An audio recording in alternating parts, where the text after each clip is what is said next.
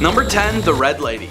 Here's a story that dates back to 1910, but almost any student at Huntington College in Montgomery, Alabama should recognize it. That's because the events that led up to it are said to have actually happened. As the story goes, in 1910, a young woman who was new to the school was known for her love of the color red. Sadly, she was also known for being strange and a loner. As the first term got underway, the young woman grew increasingly isolated.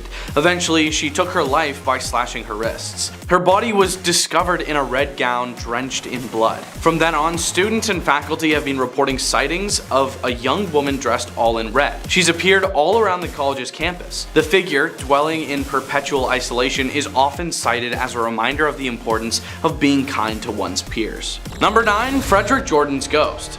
This real-life ghost story concerns a man named Frederick Jordan who held one of the most lonely and desolate jobs in existence. Jordan was the lighthouse keeper for Penfield Reef Lighthouse off the coast of Fairfield, Connecticut. The lighthouse was primarily a way of warning ships of a treacherous hidden reef responsible for many than its fair share of harbor incidents. In 1916, Frederick Jordan was the head lighthouse keeper. Tragically, he drowned in a boating accident just before Christmas of that year, when he was caught in a gale while rowing home to see his family. Ever since then, lighting and equipment malfunctions in the lighthouse have been blamed on Jordan's spiritual presence. But even more chilling is that keepers on the Penfield Reef Lighthouse often find the lighthouse logbook open to the day Jordan passed, and locals have recounted witnessing an unidentifiable figure appearing in the water to help stray boats find their way to safety near the reef. Number 8, the Hanged Man. One theme that many ghost stories have in common is that they offer a sense of justice in return for a wrongful passing. This particular ghost story, however, offers a somewhat different take. It's about wrongful treatment in passing and revenge in the afterlife. On October 13th, 1877, Robert Schmale was hanged after a trial that found him guilty of a terrifying and inexplicable execution spree. The townspeople were filled with so much anger and hatred that they left his body hanging for days. The tale says not one of the townspeople demonstrated even a shred of remorse, let alone forgiveness. Since then, Schmale has been said to haunt the town. Those who have seen him say he appears as a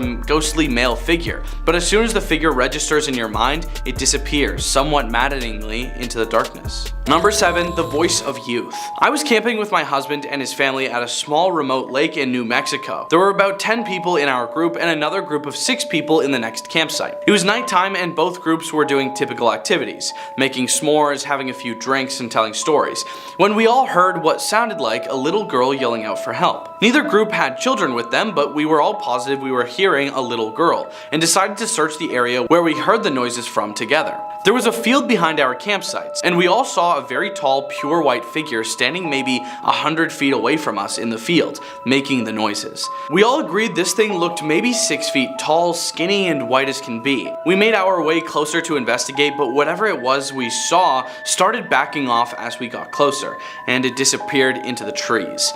All night we continued to hear a little girl calling for help as we tried to sleep. Number 6, Rest Stop Blues. I was driving across country with my mom and sister when I was 16 and my sister was 20. It was late, but we were still well rested and alert.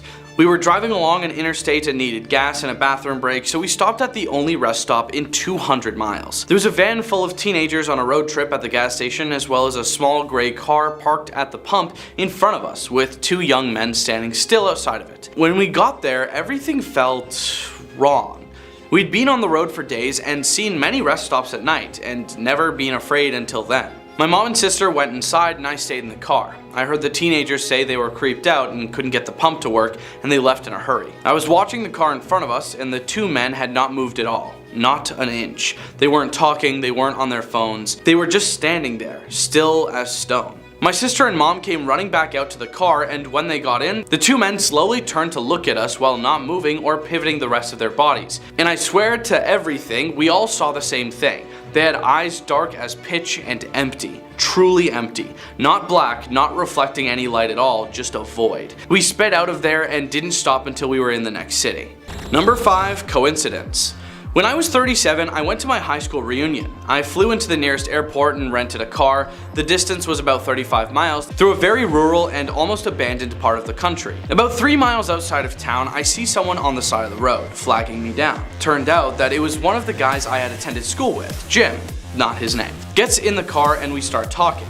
I had not seen him in 20 years, but he still looked the same, maybe a little older. And I asked him if he wants to come to the VFW and have a drink. He says, no, just take me home. Jim's parents had lived only a few blocks from my grandmother's house, and I turned in that direction, but he said to take him to the outskirts of town. There was a mobile home park out there, and I figured that is where he lived. When we reached the end of the turn off, he said, just drop me off. It was good to see you again. And he walks off into the night. I went to the VFW, met some of my old classmates, and we started to talk. As we were talking about who was coming to the reunion, I mentioned that I had just picked up Jim up 3 miles east of town and had dropped him off. Everyone gets quiet. Even the guy singing karaoke stops and lays down the mic. My cousin goes white as a new t-shirt.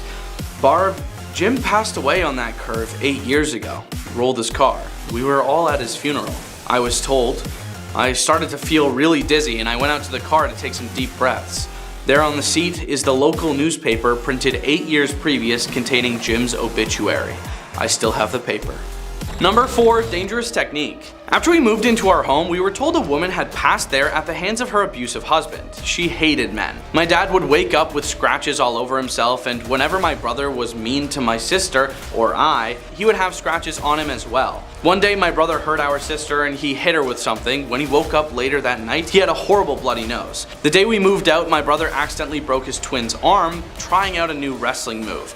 He swears that he would have passed that night if it wasn't our last in the house. Number 3, the Grim Reaper. I was standing in my parents' room talking to my very sick dad at the time. He was suffering from stage 4 esophageal cancer, and I got the feeling something was behind me. I looked towards the doorway to the living room and something about 4'6" and fully black was peeking around the corner, with its hands on the door frame. I ran towards it and it slipped back around the door. When I got outside the doorway, there was nothing. My dad was completely confused when I stepped back inside the room and told him. People who stayed at my house in my dad's final days claimed to have seen it. My mom saw the figure on multiple occasions in multiple places until he passed away. We haven't seen it since. Number 2, cursed. After my parents divorced when I was a teenager, I lived with my mother. I experienced lots of paranormal happenings. Several times when I was reading in my bed, the room would start to feel really icy. Next, it would feel as if something or somebody that hated me was staring at me. When I got that feeling, I would leave the room and come back an hour later. Sometimes during the day, I would see a shadow figure sneaking along my bedroom walls. Something in the flat was pretending to be my dog. I went into my room and heard a deep growl from under the bed. My dog wasn't capable of making a noise that deep. It sounded like either a really big dog or a man doing his best dog impersonation. Other times my dog would whimper and pace in the room next to mine, but wouldn't come in when called, as if he was afraid of something in the hallway. When I moved in with my father, the paranormal activity just stopped. Number 1, ghost landlord. Shortly after college, I got married. We immediately moved into a basement apartment because that's all that was available within our budget. This place had a poltergeist, and my wife was terrified. Whatever resided there with us made it clear it wanted to live alone. Dishes, glasses, and other items would fly off the shelf. My wife was hit several times. There was always an ominous feeling like we were being watched. At night when we walked through the apartment in the dark, there would be insanely bright flashes of light that would illuminate the entire room. One night while we were going to bed, as soon as my wife and I walked into the bedroom, we heard a voice from nowhere say, "My name, move." My wife looked at me, I looked at her, I said loudly, "You've got it, bud," and we moved out 2 days later and stayed with family. The old lady who owned the place passed away a few months later, and the house was torn down. It is still an empty lot to this day, nothing but grass and a tree. I still drive by it every now and then. Number 10, interrogated. From Redditor Just Bronze Stuff. I was at this guy's birthday party and he invited me to sleep over. After everyone left, he locked his door and got a military flashlight and a camera. The dude proceeded to interrogate me at very private or uncomfortable levels, and every time I refused to answer, he'd hit me with the flashlight. He had to take a leak and locked the door on the way out, leaving me locked in. I didn't have a cell phone at the time, but he did have a phone there. I left a desperate voicemail at my house and hoped for the best. It took my mom 3 hours to listen and go pick me up. By the time she arrived, I was scared, bruised, and crying. It was one of the worst experiences of my life. Number 9, home invasion. From Redditor K. Iller Orange Cat, my friend Bobby's mother would not let him come over and spend the night, but she told him it was alright if I came over and spent the night with him. I was really in the mood for a sleepover, so I went ahead and did it. I woke up feeling thirstier than I ever could have imagined. Getting up, I stumbled out of bed and downstairs while not turning on any light at all. When I walked into the kitchen, I turned on the light. Immediately, I saw a huge man at the far window. Actually, he was going through the window. He was half in and half out.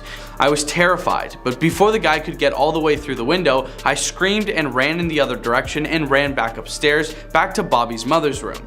I pounded on the door. Bobby had woken up and he came into the hallway before his mom had opened the door. Finally, the door opened. She looked at us and then suddenly passed us. Both Bobby and I turned and noticed the man reaching the top of the stairs. Quickly, she ushered us into the room and locked the door. She called 911 and then grabbed her gun from the closet. She told the guy who was now rattling the door that she had a gun and would use it. That didn't deter him until she fired off a shot, and he ran off. Number 8, Not So Secret Admirer. From Redditor Torvan, some friends and I were staying at another friend's house. I'm a girl for context. One of my friends, I'll call her Steph, was always very open to the fact that she thought I was smoking hot. I felt a bit weirded out sometimes because I wasn't sure if she was being serious or not. I didn't mind whether or not she liked me, but sometimes it would get a little too much and she'd say things like, "Oh, the things I'd do to you." So at this sleepover, Steph, our other friends, and I began to play a game. It started off as a bit of fun, but soon Steph started to get rough and would tackle me to the ground and pin me there. I was genuinely a little bit scared, and the other girls started to notice that it was a little bit too close for comfort. So we did what we had to do. We each grabbed one of Steph's limbs and proceeded to tie her arms behind her back and her legs together. It took a good 20 minutes because Steph is very strong and quite persistent. Eventually we managed to keep her down and we proceeded to watch television. That is until somehow Steph managed to escape. This was like a horror film stuff. We all ran upstairs, the 3 other girls made it to a bedroom and I ran into the bathroom. I locked myself inside and Steph started banging on the door.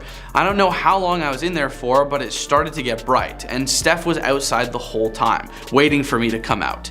I slept in the bathtub that night.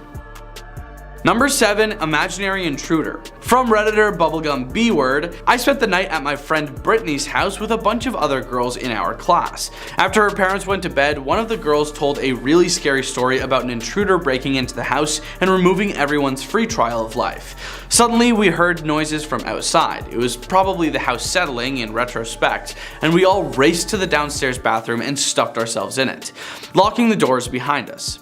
So there were about 5 girls in this bathroom for God knows how long. We were all whimpering and scared. Eventually, one of the girls had to use the bathroom, and pretty soon the toilet is full with all of our waste and we're too scared to flush it. Number 6, Not Invited. From Diadact YT, one of my friends had a sleepover birthday party. It was pretty normal stuff. About 30 minutes after everyone had gotten there, someone knocked on the door. A kid whose parents were friends with my friend's parents. Apparently he didn't have a lot of friends, so he got invited. It only took a few minutes to realize why he didn't have many friends. He was mean, physical, and would try to one-up everyone. A little later in the night, we decided to wrestle each other. That's when the night took a dark turn. He punched one of the kids in the groin, so one of the other guys went up to him and gave him a swift punch to the sternum. He fell straight to the ground. For the rest of the night, the kid didn't say a word to anyone and hid in the basement for most of the night. Number 5, Strict Rules. From Neapolitan Mew, I went to my friend's house for the first time as she wanted to come to my house, not the other way around. However, she had never told me why. I was about to learn the truth the hard way. So I got there, and after the first hour, it all went downhill. The parents had strict rules about eating at the table. They proceeded to insult me about my weight to the point I nearly cried. After that, they continued to ask me questions about my race and my family. By the time night came, I found out they had a lockdown rule in their house. We weren't allowed out of the bedroom until morning. I didn't know that and ended up getting lectured the next morning. I also didn't know that I would be forced to attend their church in the morning before I could go home. That's how I figured out why she always wanted to stay at my house and not the other way around. Number 4, Not a Role Model. From Himalayan Doobie, one night I stayed over at my friend's house and his dad, who was an alcoholic, was really angry and got angrier as he drank more. We could hear him upstairs swearing and banging stuff around and stomping on the floor. After a while, he came downstairs and started yelling at my friend for something he did wrong. A few seconds later, he pushed my friend across the room, hard. My friend looked like he was hurt badly. Then his dad came charging over and dragged me towards the hallway closet and threw me in there. He told me to keep my mouth shut and to let this be a lesson for hanging around his son. A few hours later, the noise stopped. I tried escaping, but somehow he locked the door and I didn't want to bang on it because I thought he was going to hurt me. I just sat there crying for what felt like forever. Eventually the door opened and it was my friend telling me to hurry up and leave. Luckily, I didn't have far to get home. Number 3. Haunted Tea Set. From Interrogate 2, my friend's mom was into all those weird ghost hunting and Bigfoot shows, so over dinner she made me watch one where people went around communicating with ghosts. I was really young and had never seen anything like that before, so I believed her mom telling me it was real. I also believed her when she said the silver tea set on the dresser is haunted by my grandmother. I've seen her ghost cleaning it at night. Their house had a creepy old style feel to it too, so I was terrified to sleep. After I finally fell asleep, I was awoken suddenly by the sound of silverware rattling outside the door. I'll never forget the feeling of being frozen in fear like that. Number 2. Rumors. From Soy Brookie, I slept at the popular girl's house who lived across the road from the school. Dinner was good, we got to have ice cream afterwards, and I loved staring at the fire in her fireplace. There was a rumor at school that her older brother and sister had tried to end a kid by pushing him into a pit at a house party. I don't know if it was true or not, but as a kid, it was in the back of my mind. We went to sleep at around 9:30 p.m., which was quite early for me. I woke up a few hours later sweating with a warm pressure on my chest. I was freaked out. I couldn't see what it was right away, then I realized it was their cat, curled up under my chin and purring. It really spooked me, so I had their mom drop me back home in the middle of the night. Number 1. Lonely Granny. I stayed over at my best friend's house for almost every week when I was in elementary school. Their grandmother lived with them and everyone treated her like a burden. They told me she was crazy and mean, but she was always very kind to me. And because I was raised to be nice to my elders, I was kind in return. One day when my friend had to go to talk to her mom about something, the grandma asked me into her room. I had never been in there and it was decorated completely differently from the rest of the house. I could tell she had moved an entire house's worth of stuff into one bedroom. I can't remember our conversation, but she gave me a little metal bracelet and asked me to hide it from the family. I was scared to wear it as I didn't want my friend to get mad. At number 10 spot, we have the exorcism of Gina. In the year 1990, New York native Reverend James LaBar oversaw 3 different exorcisms, all of which were approved by both the Cardinal John O'Connor, which was the Archbishop of New York at the time, and even the Vatican.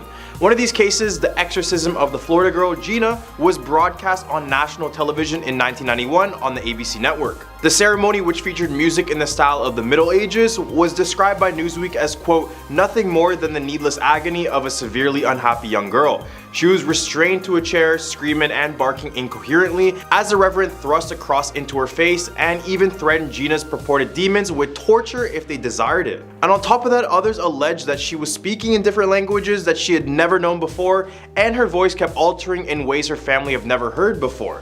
And blessed is the fruit of thy womb, Jesus. Holy Mary, Mother of God, pray for us sinners now and in the hour of our death. That's part of the objection of the demons to leaving. Somebody help me! I said I don't want to go! For those who were tuned in, it was very painful to watch. At a number 9 spot, we have Terence Katrell. Slight trigger warning for this part. Terence Katrell, an 8-year-old kid with autism, passed away in 2003 during a prayer service that was designed to drive away the demonic spirits allegedly responsible for his illness. Yeah. In August 2003, a small group of Christians gathered at the Faith Temple Church in Milwaukee in order to rid the child of apparent demons. They would wrap the kid in cloth, all while pressing down on him. They would scream at the devil to leave his body for hours. Around the 2-hour mark, they noticed the kid stop breathing, and according to CNN, Terence was suffocated and external chest compression was determined to be the cause of death. The boy said to have stopped breathing when Reverend Hemphill sat on his chest. The minister was found guilty of murder immediately. During the ensuing trial, it came to light that Reverend Hemphill had received no formal religious training and was ordained by his older brother. He was convicted of child abuse and sentenced to 2.5 years in prison and 7.5 years under state supervision. At number 8 spot, we have Elizabeth Knapp. Just 20 years before the infamous Salem witch trials, there was a demonic possession case reported that could be one of the earliest known cases we have today. Elizabeth Nass was a 16-year-old girl who lived in Groton, Massachusetts. The story goes that Elizabeth was the servant at a household of Reverend Samuel Willard. He would be known for his clergy clergies where he would frequently talk about the devil corrupting the youth. So when he started to notice Elizabeth showing those signs, he quickly took action. Elizabeth would show signs such as emotional fits, hysterical laughing, and at one point she began to have hallucinations. And this is when the Reverend decided he would call a medical doctor, but when no cure could be found, they just claimed that she was actually possessed by the devil. According to Knapp, the ordeal began when she was visited by the devil one night and made a pact with him. She would sell her soul in exchange for things like money and youth. So when the priest talked to the girl, he noted that it was as if he was talking to the devil directly through the young girl's body. In 1672, Willard's journal entries about Knapp ceased to exist, and to this day, nobody is sure what really happened to this possessed young girl. At number 7 spot with Anna Eckland. The early exorcism, otherwise known as the exorcism of Anna Eckland, is a famous case of demonic possession, not only in the state of Iowa, but throughout the entire world. The Exorcist movie took small bits of inspiration from what went down in this case. At a young age, she would suffer from demonic voices in her head to do unimaginable things. In the beginning, you could make an argument for schizophrenia, but as time went by, she found herself unable to enter a church, could detect food that has been blessed, and even would despise other holy objects. Her family sought out help from Father Reisinger, who was specialized in exorcism. To test if she was faking, the priest sprayed her with fake holy water and she didn't react. Then on June 18, 1912, the priest performed an exorcism on 30-year-old Anna, and after, she was back to normal. Except in the next few years, Anna claimed to be tormented by the spirit of her dead father and aunt. So Reisinger came back, except this time in secret. During the exorcism, Anna dislodged herself from the bed, floated in the air, and apparently howled extremely loud. When asked who possessed Anna, the demon responded, "It's Beelzebub." Judas Iscariot, Anna's father, and her aunt Mina. After the exorcism was complete, Anna lived out her life quietly until her passing in 1941. At a number 6 spot, we have the Son of Sam. During 1976 to 1977, American serial killer David Berkowitz, otherwise known as the Son of Sam, would go on a spree killing 6 people and wounding an additional 7. He would leave behind letters at his crime scenes indicating that a mysterious figure known as Papa Sam was responsible. It was then revealed by his neighbor that Sam was in fact only his dog, but he claimed that his pet was possessed by a 6,000-year-old man who used to drink human blood. So fast forward to prison, he even warned the police that there was more killings that was going to happen, and because he was only one puppet to a very large satanic cult. And obviously they couldn't care less about what this guy had to say. I mean, he was in prison for murdering 6 people. Why would anyone listen to him? But back to the murder he predicted. On the early morning of Halloween in 1981, 39-year-old Ronald Sisman and 20-year-old Elizabeth Platzman were beaten and shot to death. David predicted all of this, including the exact apartment layout, and when the police questioned Ronald Sisman's friends, they said he had never met David or was part of any satanic cult. In the hump of our list, we have the Conjuring House. In January 1971, the Perron family moved into a 14-room farmhouse in Harrisville, Rhode Island, where Carolyn, Roger, and their 5 daughters began to notice strange things happening almost immediately after they moved in. Carolyn would notice that the broom went missing or seemed to have moved from place to place on its own. She would also hear the sound of something scraping against the kettle in the kitchen when no one was there. She would find small piles of dirt in the center of a newly cleaned kitchen floor, but that could just be the kids. Caroline allegedly researched the history of the home and discovered that it had been in the same family for 8 generations, and that many of them had passed away under mysterious or even horrible circumstances. Several of the children who used to live in the home had drowned in the nearby lake, one was murdered, and a few of them hanged themselves in the attic. Over the next 10 years that the family lived in the house, the Warrens made multiple trips to investigate, and at one point Lorraine conducted a seance to attempt to contact the spirits that were possessing the family. But during the seance, Carolyn Perron would become possessed, speaking in tongues, and rising from the ground in her chair. At number 4 spot, we have George Luckins. In 1778, former tailor George Luckins showcased pretty odd behavior. He would be speaking in a strange, manipulative voice, all while singing hymns backwards, and many people reported that the sounds you're hearing are sounds that humans just can't make. A member of the parish named Sarah Baber first came across George, and she always knew him prior, describing him as a good church-going man with no previous issues whatsoever. When taken to the doctors, no one knew what was up with him. George would later claim that he was being possessed by 7 demons, and that 7 clergymen would be needed to drive them out. So in a ceremony held in Bristol's Temple Church, 7 priests commanded the demons who would apparently take over Luckin's soul to leave once and for all. The ceremony ended in a success, with the demon being driven out of George, causing all of his problems to go away, including his consistent seizures. Guess this one was a happy ending. What a surprise. At number 3 spot, we have Michael Taylor. This story goes when Michael's wife accused him of cheating, and she would back this up by claiming that his behavior was very unusual and not like him. And he never did that type of stuff before. He would do this all while shouting at her in tongues, and this is when a group of people had to restrain him. She described his appearance as bestial and how he was staring at her with this wild look in his eyes. His behavior got so bad they decided to seek out help in the form of priests. During an 8-hour exorcism session, the priest claimed to have pulled out a total of 40 demons. But they left 3 of them in him, which happened to be murder, madness, and violence. Then they sent him home for some reason. This was an obvious red flag, and Michael would be found hours later in the street naked and covered in blood. When the police arrived at the home, they discovered one of the most brutal sights they've ever seen. Michael had brutally attacked Christine, removing her eyes and tongue before ripping her face from her skull. He then strangled the family dog, and once the dog passed away, he removed its eyes as well before breaking the dog into different pieces, throwing it all around the house. At number 2 spot, we have Analise Michelle. This is the same case that inspired the movie The Exorcism of Emily Rose. Analise was a normal girl growing up, but by the time she hit the age of 16, everything changed. She began to see the face of the devil everywhere she went, and shortly after, many people, including herself, believed that she was actually possessed by a real demon. A total of 67 exorcisms were done, and they sounded a little something like this. Kapiert? Da ist auch noch etwas zu sagen. Weil der Teufel größere Macht.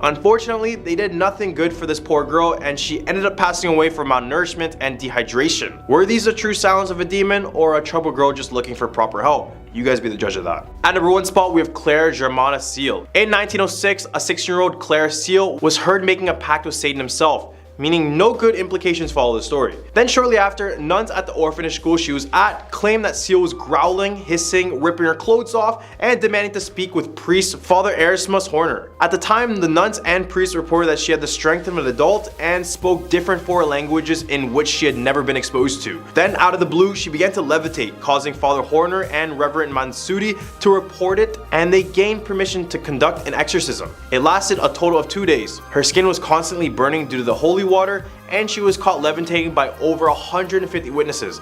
Everyone noted smelling a distinct nauseous smell leaving her body, as they suspected when the devil finally left her. Number 10, the truck. From Redditor Sack of Mangoes, back in college I was driving home one late night, a 2-hour drive. I noticed this truck with round-shaped headlights following me on the freeway. Just thought we happened to be going the same way.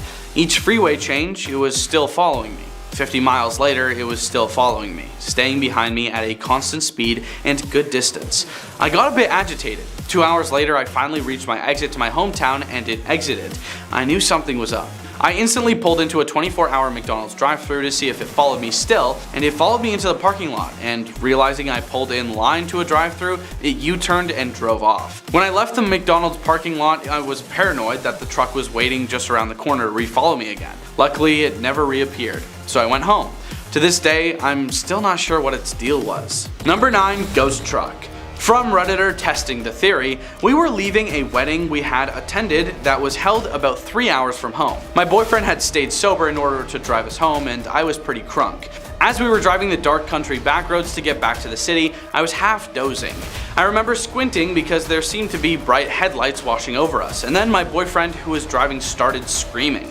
Like full on screaming. Like I've never heard him do before or since. He swerved our car sharply to the side of the road, nearly into a ditch. I was now fully awake and said, "What? Are you okay?" He said that he saw a truck coming full bore towards us in the dark and honestly thought we were going to pass away. I looked behind us, a long straight road with no houses or streetlights. There was no sign of a truck or any kind of vehicle. No rear headlights on the road or any light from a truck's headlights, which we would have seen, and no sound of a truck or car or anything. But he was shaking, and I initially brushed it off as him maybe falling asleep at the wheel, which is already scary in and of itself. Number 8, the fake forest.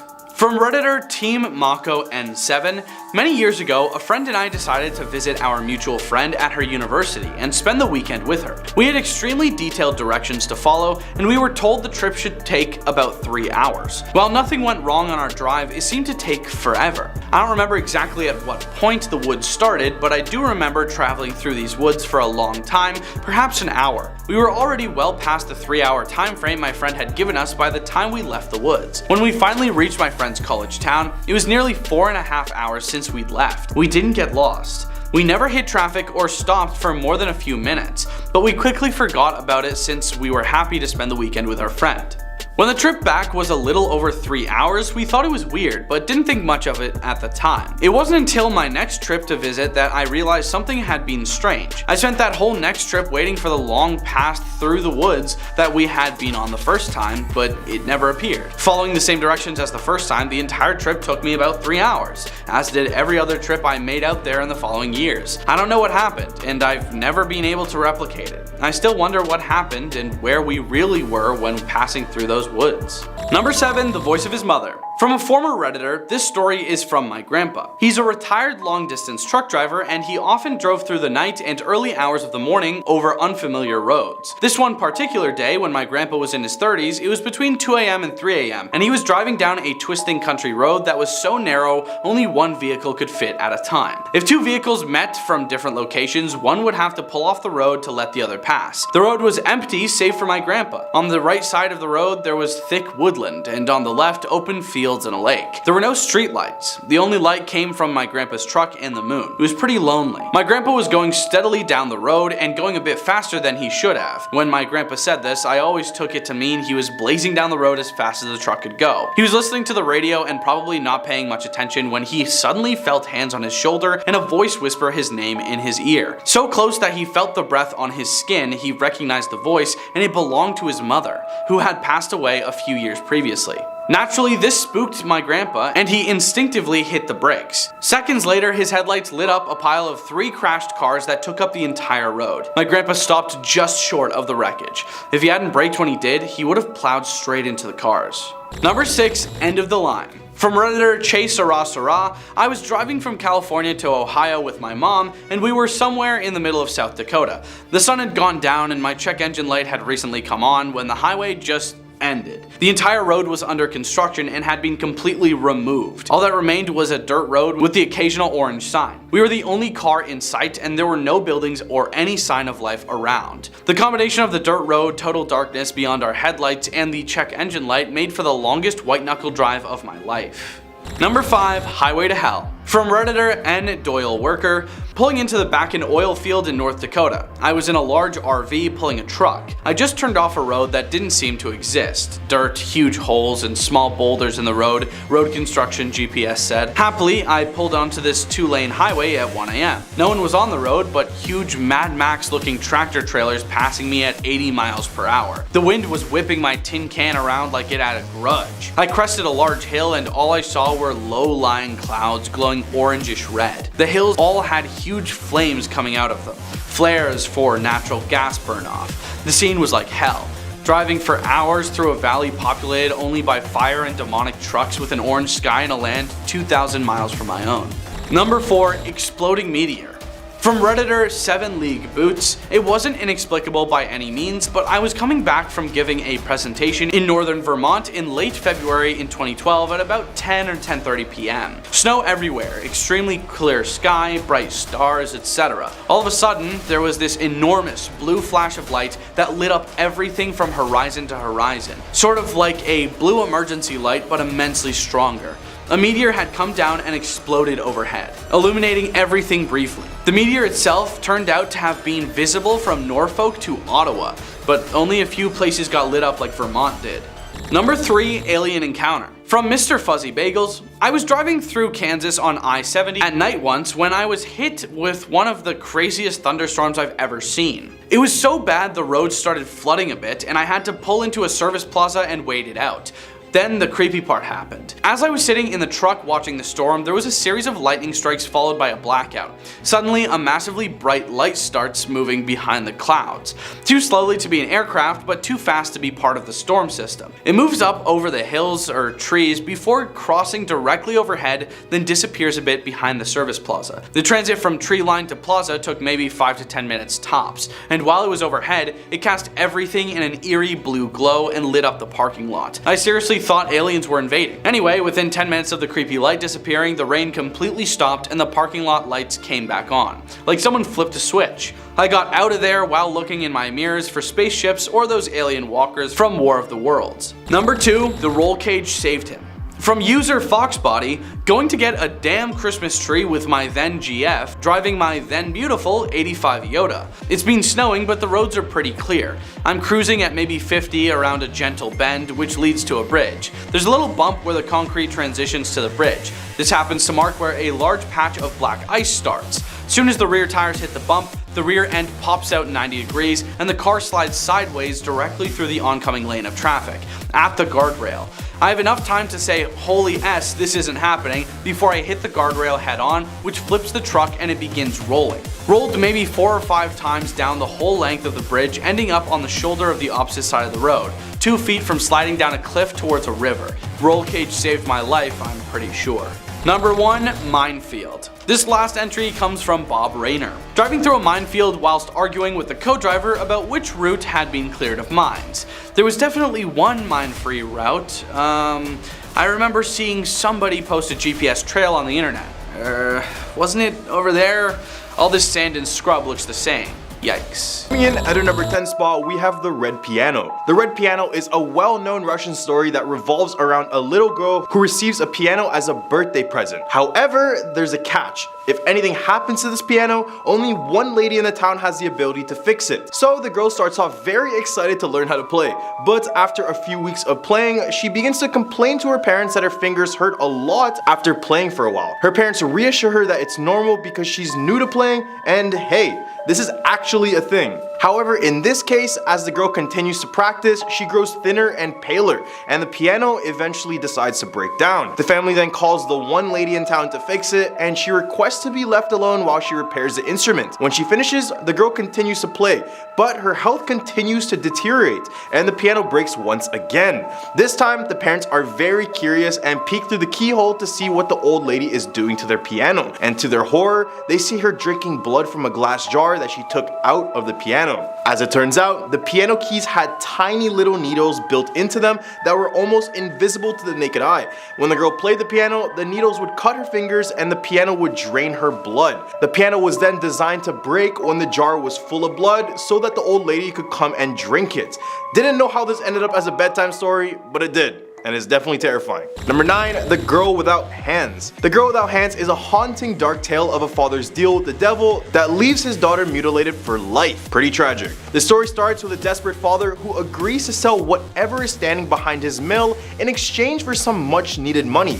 Little did he know, the man he is dealing with was the devil himself, who sees all of this as an opportunity to claim the man's soul. To the father's dismay, it turns out that his daughter was standing behind the mill at the time, and so when the devil tries to take her away, she fights back with all of her might. But the devil is not one to be thwarted with easily. He demands that the father chop off his daughter's hands and give them to him in exchange for letting them go. As repulsive as this idea was, the father had no choice but to comply, as the devil threatened to take him away instead. With a heavy heart and tears in his eyes, the father then chopped off his daughter's hands and gave them to the devil. I could only imagine the terror on the children's faces after being told this during bedtime. Again, I don't know how this ended up as a bedtime story, but it did. The Lotus Pond. I always got this good feeling every time I see a lotus looking pond, but after this story, my thoughts are a little bit different. It all started with a young couple that were deeply in love and planning to marry. They decided to meet at midnight at the Lotus Pond, where they would start their new life together. However, things didn't go as planned, and the boy never showed up. The girl was left waiting and waiting until she eventually left, and then to her surprise, she saw her boyfriend with another woman, which completely shattered her heart.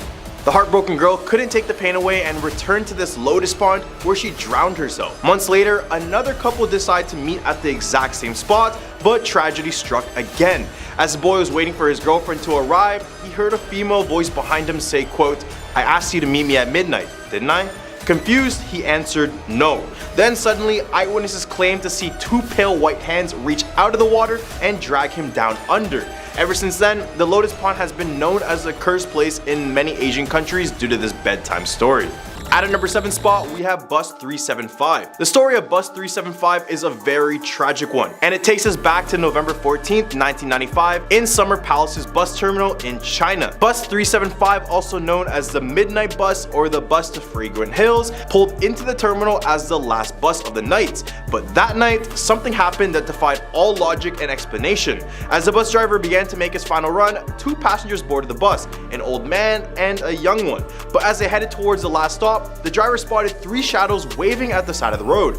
Being a kind-hearted soul, the driver decided to stop and let the three men board the bus. However, something was off about them. Their faces were indistinguishable and they appeared to be floating since none of them had any feet. Shortly after the three men boarded, the old man picked a fight with the young man on board, accusing him of stealing his wallet.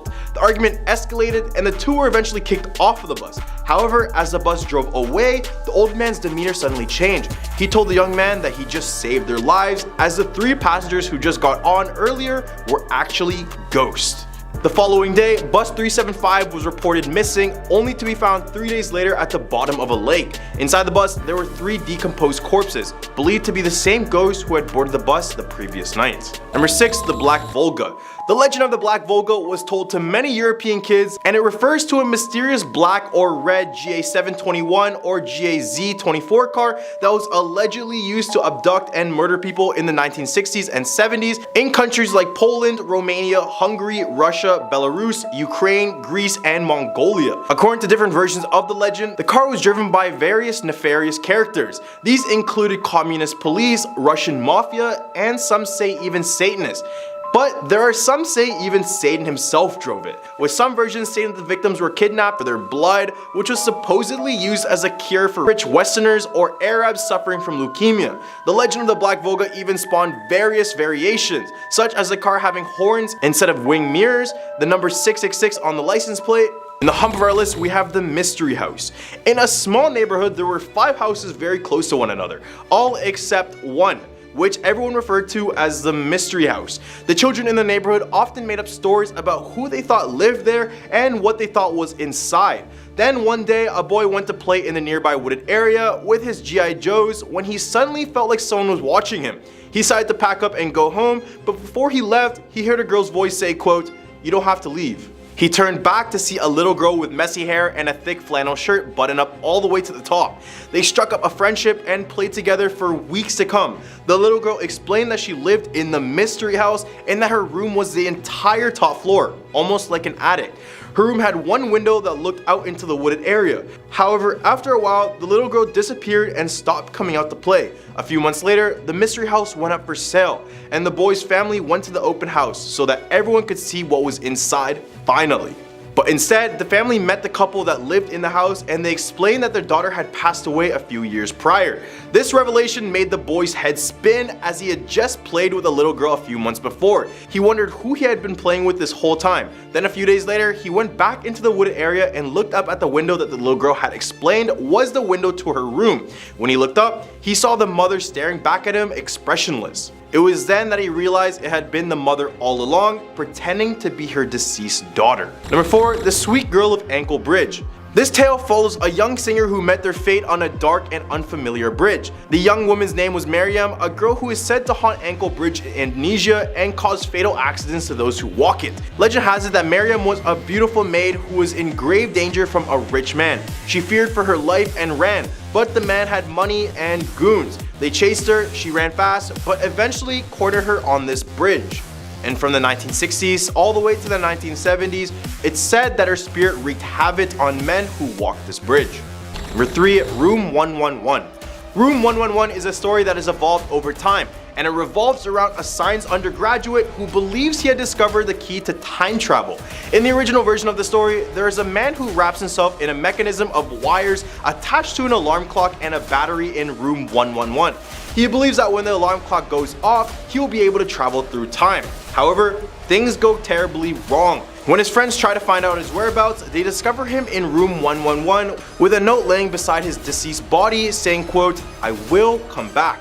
This is when apparently the friend went on a slippery slope to insanity and was later admitted to a psychiatric hospital only a few days after entering this room. Number 2, the Red Room. If you're an internet troll who likes messing with people or just an ordinary TikTok scroller, you're all a potential victim of the Red Room. The Red Room curse is a Japanese story that emerges from the depths of the internet, in which the user receives an unexpected and unwelcome pop-up ad. You see a red screen with black text that reads, "Do you like the Red Room?" Then you hear a sinister voice repeat the phrase. No matter how many times you close the pop-up, it will continue to appear until the voice has finished its question. Once completed, your screen will flood with red, then names start to pile, the names of the victims. No one knows what happens after that, but one thing is always the same. No one really knows what happens after that. Number 1, Jangi. Also known as the Chinese hopping vampire, the Jangi comes from a phrase meaning stiff corpse. They are psychic vampire zombies. Yes, you heard that right. Who feed off of a person's chi rather than their blood. And for those who don't know, chi is considered to be a person's life force, which means that it's energy that flows through you and your entire body, basically giving you life in a sense. So unlike the vampires we have over here, the Jangi prefers not to consume humans or our blood, and they also aren't able to walk as they are seen hopping around with their hands out front to maintain their balance. Well, these are the top 10 scary bedtime stories you should never read at 3 a.m. What do you guys think about this list? Leave a comment down below with your thoughts and some suggestions for some future videos. I'm your host Andrew. Click that like button, subscribe, and that bell notification so you never miss a future video again. Hope you guys have a scary day.